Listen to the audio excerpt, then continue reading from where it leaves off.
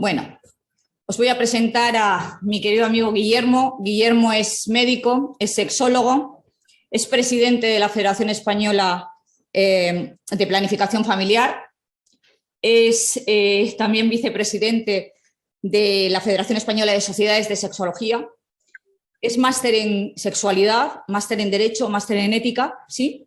Y Guillermo viene a aportarnos una parte, creo que es importante, dos partes, vamos a ver aquí con él.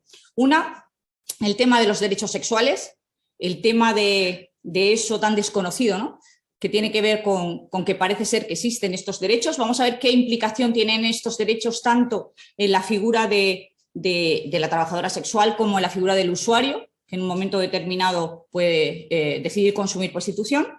Y también vamos a ver una parte importante que tiene que ver con la ética, porque él es asesor de ética para muchas organizaciones y entidades, ¿sí? Entonces va a dar una perspectiva también desde ese planteamiento. Sí que yo creo que es importante que hagamos una diferencia en un momento determinado, que yo creo que esa también la puedes hacer tú, Guillermo, en un momento cuando entremos en ese ámbito, la diferencia entre la ética y la moral, porque aquí hay mucha gente, me consta que hay mucho público que es ciudadano, simplemente no tiene ninguna formación específica ni en psicología ni en temas de ética y puede confundir ética y moral, y es importante, yo creo, que lo diferenciemos. Guillermo, buenas tardes, ¿vamos a por ello? ¿Sí? Vamos a hacer un modelo de entrevista, vamos a hacer preguntas y él va a ir contestando, ¿ok? ¿Sí? Perfecto. Guillermo, coméntanos, ¿qué es eso de los derechos sexuales? ¿Qué son los derechos sexuales? Imagino que el formato y el tiempo que tenemos exige respuestas concretas y rápidas, ¿verdad? 20 minutos para toda la entrevista. Muchas gracias, me lo imaginaba. Bueno, los derechos sexuales en principio no son otra cosa que una extensión de los derechos humanos, es decir, simplemente son los mismos derechos humanos aplicados a la vivencia de la sexualidad. Esto dicho así, que puede parecer una simpleza, y de hecho lo es, realmente tiene mucho sentido, porque no tenemos sexo, no hacemos sexo, no practicamos, es decir, somos sexuados, y como tal somos seres humanos sexuados, y los derechos sexuales no pueden ser separables de los derechos humanos. Los objetivos de estos derechos están claros, es el defender y garantizar la libertad, la dignidad y la igualdad sexual de las personas. Por supuesto, el derecho siempre tiene el objetivo de poner límites racionales y legales al poder del Estado coercitivo cuando quiere intervenir en las vidas de los ciudadanos, a la diferente presión social que se puede ejercer sobre diferentes grupos y minorías, la intolerancia de algunos esencialismos que existen con algunas también minorías sexuales, el control, la intervención y ese intento de normativización y condena e incluso patologización de algunos componentes sexuales. Bueno, es decir, estos son los derechos sexuales, existen, y hasta aquí es donde llega lo que los conversos de estos derechos y los que defendemos estos derechos defendemos con más ilusión que éxito. ¿Qué quiero decir con esto? Que efectivamente creemos en los derechos humanos, pero realmente lo que está ocurriendo es que no todo el mundo los conoce, no todo el mundo los respeta, y los derechos sexuales que fueron acuñados, como todo el mundo sabe, en Valencia en 1997, hoy han pasado a ser un derecho blando que no rebasa con mucho lo que son recomendaciones para los estados. Es decir, Eso te vamos a preguntar, Guillermo. ¿Cuándo se promulgaron los derechos sexuales? ¿Por qué? ¿Y por qué se hizo eso? Bueno, pues mira, a grandes zancadas, los derechos sexuales, curiosamente, se acuñan aquí en Valencia, en el Congreso Mundial de Sexología de 1997, y son ratificados después en Hong Kong en 1999. El recorrido es muy sencillo. Ahí, de 1930 en adelante, se promueve la Liga para la Reforma del Conocimiento Sexual. Posteriormente aparecen los derechos de planificación familiar, la Conferencia de Población y Desarrollo del Cairo y después de Beijing. Es decir, y empieza la OMS a definir lo que es salud sexual. Es decir, la revolución de 1960, por ejemplo, y la aparición de la píldora anticonceptiva, por primera vez separan definitivamente la reproducción de la sexualidad y se empieza a producir una interferencia clara entre los conceptos de salud sexual, de salud reproductiva y todo lo que tiene que ver con la atención a esa salud sexual. De esa colisión lo que se reduce es que salen después los derechos sexuales. Es decir, vienen arrastrándose desde hace tiempo, pero se confirman, ya digo, en Valencia en ese aspecto. Posteriormente aparecerá la Convención de las Personas con discapacidad y los principios de Yogyakarta que tienen que ver con la identidad y la orientación sexual. Es decir, insisto, son derechos humanos, son parte de los derechos humanos inseparables y como tal hay que conocerlos y defenderlos. ¿Puedes ponernos algún ejemplo de derecho sexual? Hombre, yo creo que el de la libertad y la autonomía son importantes y de hecho el debate que nos trae aquí evidentemente será el más razonable para defender los aspectos que tienen que ver con las posiciones ante la prostitución, pero yo por defender alguno de ellos fundamental, yo defendería el derecho número 10, que es el de la educación sexual. Y lo digo porque yo no he visto en mi tiempo, puede que sea muy arriesgado decir esto, pero no he visto no recuerdo ahora, ningún delito, ningún pecado, ningún vicio, ninguna costumbre que haya sido abolido, que haya sido extinguido por la fuerza de la ley. Es decir, incluso cuanto más se penaliza, cuanto más se punitiviza en algunos delitos, no desaparecen ni los pecados ni los vicios. Creo que es la educación, a través del conocimiento, lo que se puede mostrar definitivo para resolver estas cuestiones. Es decir, para mí uno de los importantes derechos sexuales es el derecho a la educación sexual integral. Vale. Al ciudadano de a pie, ¿en qué medida nos afectan los derechos sexuales?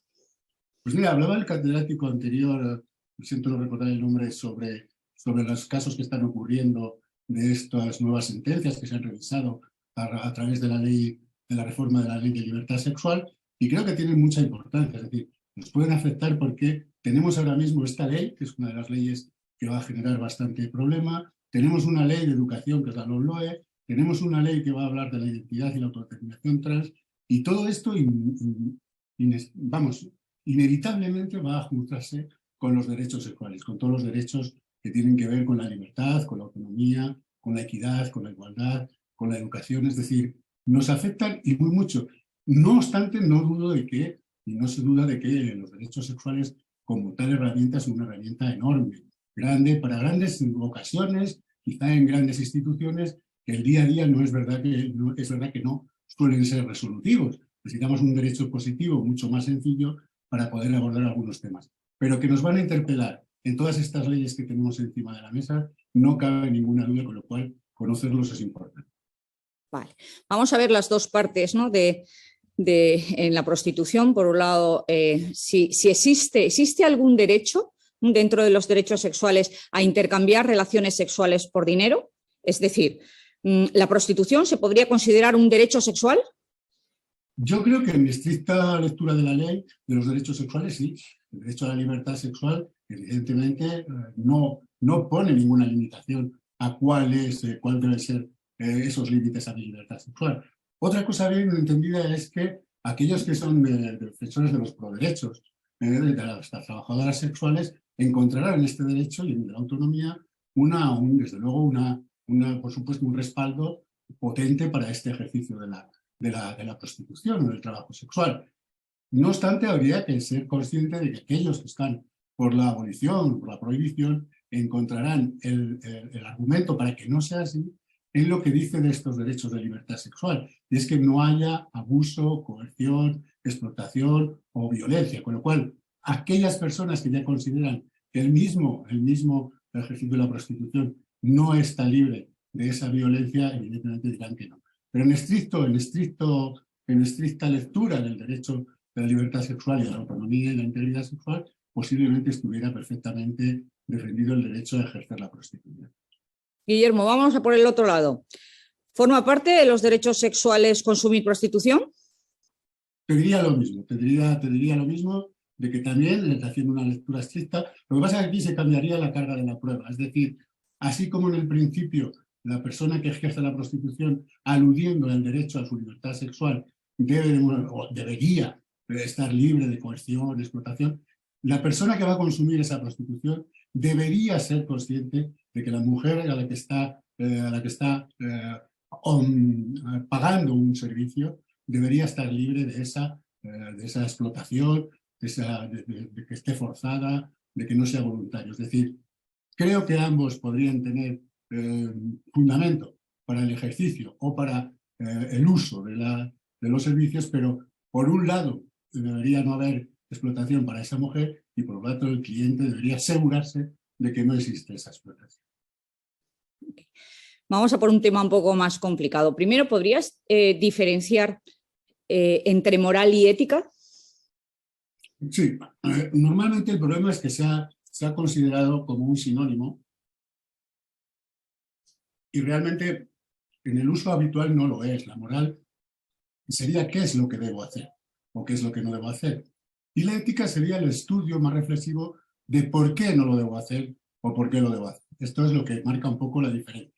Es decir, la moral sería, pues, no sé, las conductas cotidianas y la ética sería esa reflexión un poco más amplia de por qué esas conductas se llevan a cabo o no. Es decir, la ética sería ya más un amplio estudio de las mejores posibilidades para conseguir una vida buena, que no una buena vida, una vida buena. Sería la reflexión sobre los actos morales para entender por qué debemos hacer unas cosas y no.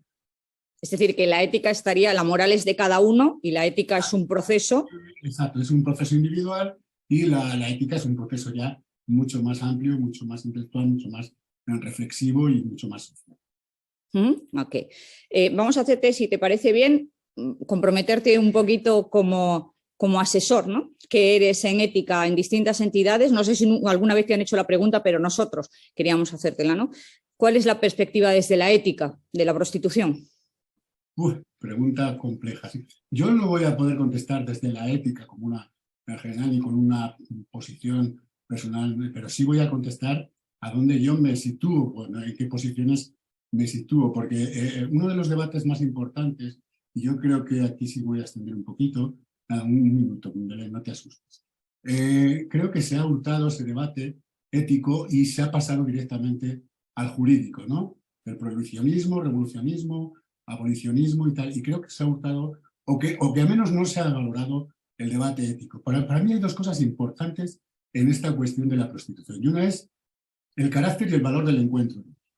Es decir, éticamente deberíamos discutir si realmente el encuentro erótico es un ámbito trascendente, sensualista, hedonista, sin más complicación, con lo cual, con una ética general de lo que es la vida y tal, nos serviría, o si realmente los encuentros eróticos tienen una consideración trascendental, es decir, intencional, hay en juego emociones, sentimientos. Con lo Estás cual, diciendo los encuentros eróticos, es que no se te entiende bien. Encuentros eróticos, ¿sabes? sí, porque yo, lo de sexuales, yo todos los encuentros que tengo son sexuales porque voy con mi sexo. Ahora estoy hablando de encuentros eróticos, donde yo me intercambio caricias, intercambio conductas en busca de ese placer. Entonces, si ese encuentro erótico es intrascendente, sensualista, hedonista, no tiene mayor trascendencia y estaríamos en una posición diferente. Si realmente tiene trascendencia, tenemos que tener mucho más cuidado y muchas más cautelas. Entonces, evidentemente, aquellas personas que están pro derechos, se les puede acusar, a las personas que están por la abolición, de favorecer la delincuencia, de favorecer la explotación, y al revés, las personas que están a favor de los derechos acusan a abolicionistas de tutelar la autonomía de las mujeres. Otra de las cosas que deberíamos tener en cuenta en ese debate ético es las condiciones del encuentro erótico que se produce entre la persona que usa los servicios y la mujer trabajadora sexual prostituida. Que esto también me gustaría dejar claro, que los nombres no son inocentes, ¿no? La trabajadora sexual utiliza unas posiciones claramente definidas y prostitutas utilizan otras, ¿no? Entonces, ver si la prostitución es forzada, creo que esta está rechazada absolutamente por todo el mundo, pero luego está la discusión entre una prostitución libre y voluntaria. Usted puede ser libre para ejercer la prostitución, tenemos ese grado de libertad. La voluntaria es otra cosa, porque la voluntaria evidentemente es una cuestión que mi trabajo no tiene por qué resultarme agradable para tener que seguir haciéndolo, porque quiero seguir haciéndolo, porque es mi modo de vida. Entonces, lo que no podemos, yo personalmente creo, desearía que la extinción de la prostitución fuera un hecho, pero no a través de la abolición. Creo que es más peligrosa la abolición y el prohibicionismo que la regulación. Creo que, porque entre otras cosas se va a penalizar a las mujeres que están viviendo de ese trabajo y está generando una doble victimización.